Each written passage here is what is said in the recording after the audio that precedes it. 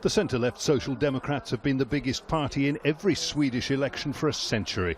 True again this time, but not by far, and it's a relief. It's been their worst result ever.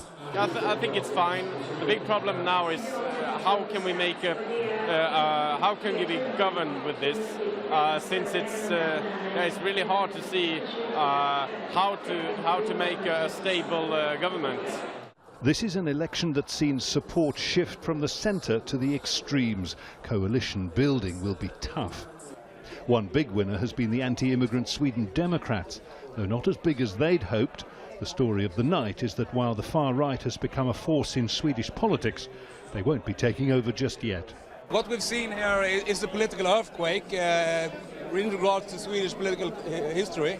And I think that the leaders of the two big parties, the Social Democrats and the Moderate Party, need to listen to this signal from the Swedish people, need to change the policies that the Swedish people want to see. The rise of the far right in Sweden meant voters took to the election with customary enthusiasm, even if many harboured deep concerns. Terrible. I just want to cry when I think about it. They say awful things.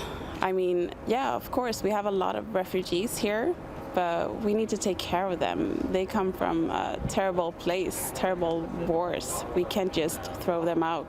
Immigration and integration have been front and centre in a divisive vote, with this country's famous values of tolerance and openness at stake.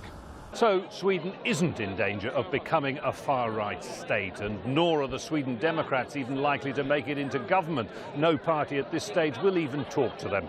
But they are likely to continue to exert an indirect influence on the way ahead, having already succeeded to the horror of many in putting nationalism and identity politics on the Swedish agenda. Peter WOLLODARSKI is editor-in-chief of one of Sweden's major daily newspapers. The tone has already changed. It has changed a lot. And I think the major change came in 2015 after the big refugee crisis.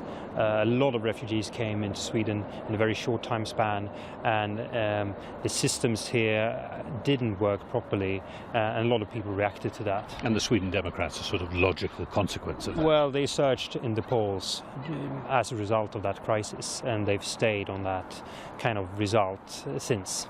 Some Swedes will tell you the rise of the far right is overblown, that this country has never been happier or more prosperous.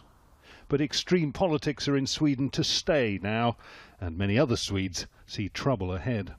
Jonah, Al Jazeera, Stockholm.